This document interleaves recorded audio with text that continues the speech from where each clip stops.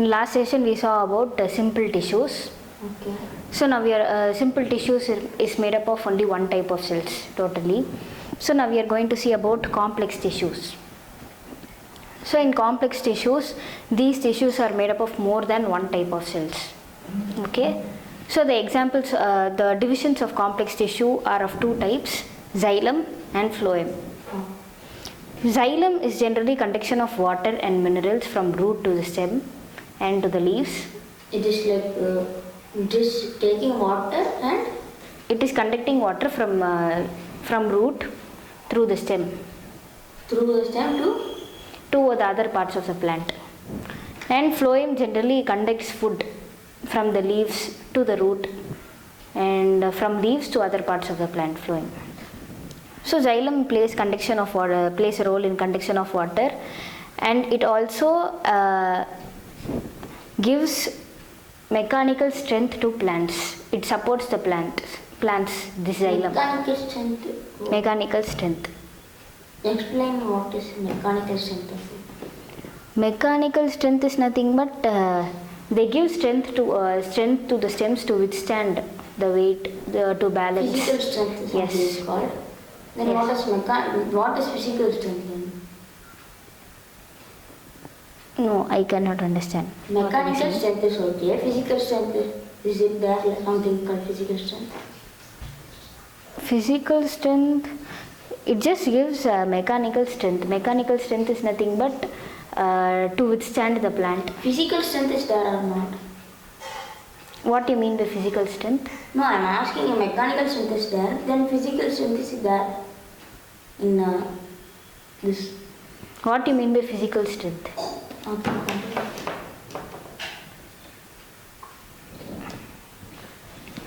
So now there are four kinds of elements under xylem. So xylem is divided into four different types according to the structure and origin and how it transports water. So it is divided into four types.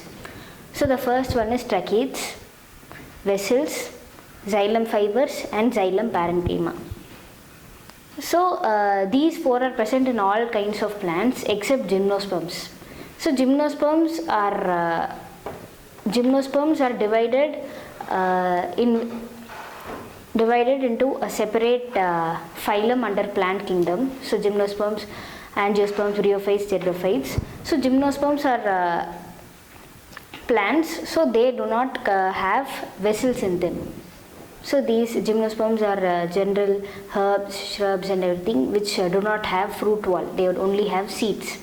So these gymnosperms, they do not have vessels. They have only tracheids, xylem fibers and xylem parenchyma. Okay. So now we will see about tracheids. So these tracheids are thick. They have thick and dignified walls with tapering ends. The tapering ends are nothing but the ends will be like this. Can you explain lignified? Lignified is nothing but it has some pores in the since it is conducting water. These have some pores. These inside will be having some gap to conduct water, and it will be having some pores. So this is what lignified means, and it also this one part of tracheid will also be connected to the other part of tracheid, like this.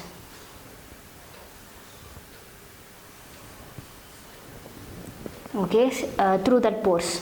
So this is known as lignified walls. With tapering ends, the ends are like this. They are tapering. Okay, they are thin and narrow ends. So these cells are dead cells without protoplasm. They do not have cell fluid. Cell fluid is generally known as protoplasm. So they do not have that one, protoplasm, and they are dead. So this is about tracheids.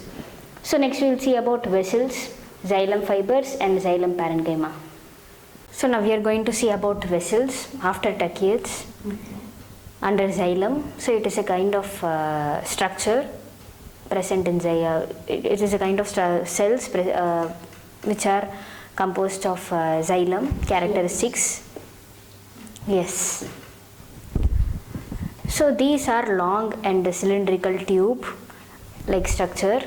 They have a large central cavity, so they have a long They have, yes, long central cavity to conduct water is here. And these cells do not have protoplasm. Yeah.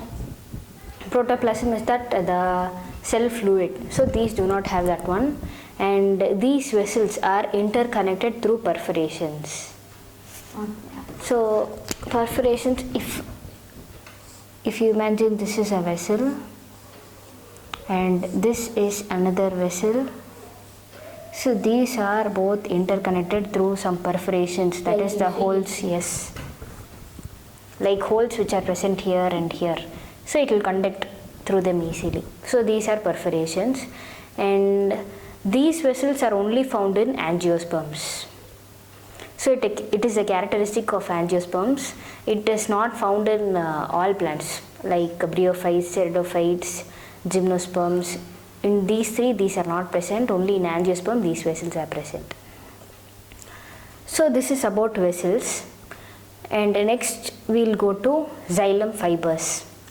So these fibers have highly thickened walls. So they have very thick walls in them, and these fibers can be septate or aseptate. Septate is nothing but divisions made by a sheath of like structure. If you see in sugarcane, it is divided, right? So like that, septate is a septum like structure, which is a sheath like structure. It divides the fiber. Okay, so like this, it can be septate. Lemon, you can see that. Yes, like that one. But these are present in fibers. Fibers is a structure somewhat like this. Okay, and it also can be aseptate. So without that septum also it can be. So this is about xylem fibers. So next we will see about xylem parenchyma. So now we are going to see about xylem parenchyma under xylem. So this xylem parenchyma cells are living. So these xylem parenchyma are living cells. Last cells it did not. Yes, they were dead cells and did not contain protoplasm. Here the cells are living, and these cells are thin walled. So the walls of these cells are so thin. Okay, and cell wall is made up of cellulose. The cell wall of these cells is made up of cellulose, and this cell wall stores food material. It stores food material like starch or fat. It stores starch or it stores fat. And tannins. Tannins is a material like substance. This cell walls will contain tannins. Some of them will contain tannins also. So this is about xylem parenchyma. And there is a primary xylem, right? The xylem which develops primarily. So this primary xylem can be of two types. One is protoxylem and the other one is metaxylem. So protoxylem is nothing but the xylem which develops first, and metaxylem is a xylem which develops after the protoxylem. Okay. So both are present in one plant. Yes. Okay. So in stems, this protoxylem is at center, but at roots, this protoxylem is at periphery, is at the sides. Okay, and metaxylem in stems is at periphery, and in roots, the metaxylem is at center. In stems, the protoxylem is at center, and metaxylem is at the sides. Okay, so this kind of stems are known as endarc, where the protoxylem is at center. So it is known as endarc. Endarc. Okay, so the stems where protoxylem is at center and metaxylem is at periphery, this condition is known as endarc. Where at roots the protoxylem is at periphery and the metaxylem is at center is known as exarch with respect to protoxylem, because protoxylem is at the outside, so it is exarch. There it is endarc, it is inside, so therefore it is endarc. Okay. So this is the condition of xylem which is present in primary xylem which are present in stems and roots. So endarc and exarch. So endarc is generally for all the stems and exarch is generally for all the roots. Okay. So now we'll go to the another type of division under complex tissues, which is phloem. So under complex tissue, till now we have discussed about xylem. So now we are going to discuss about the other type, which is phloem. So these phloem mainly transport food materials from the leaves. So leaf prepares food, right? So from the leaf, these phloem transports food material from to other parts of the plants. So this in this phloem is divided into 4 types.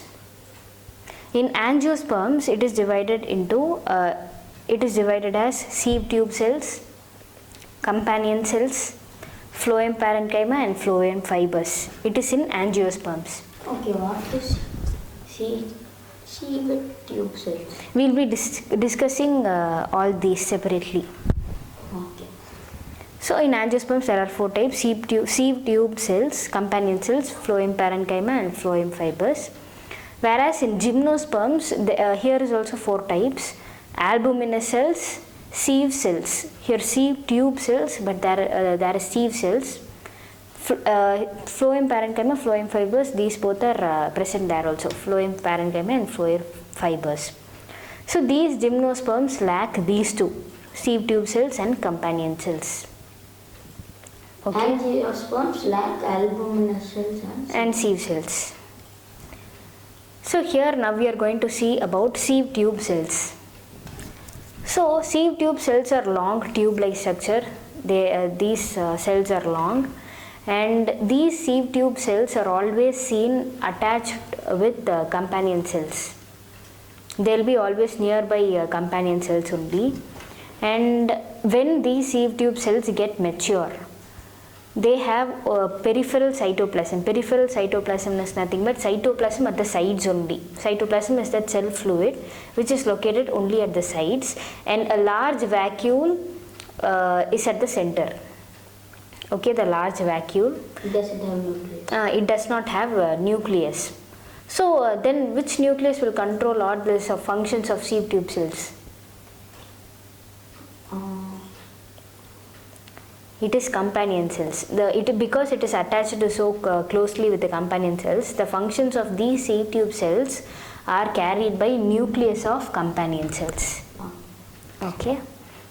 So next we will discuss about companion cells, phloem parenchyma, and phloem fibers. So after sieve tube cells, now we are going to see about companion cells. So these companion cells are made up of parenchyma cells. Okay. So parenchyma cells, we have already studied that parenchyma, collenchyma, and sclerenchyma under simple tissues. So it is a kind of that cells. These cells are the companion cells are composed of parenchyma cells, and these, as we studied earlier in sieve tube cells, these are associated with sieve tube elements through pit fields. Pit fields are nothing but through holes which is connected. If this is companion cells and these are parenchyma cells, so these are connected through pit fields. Okay, it will be like this.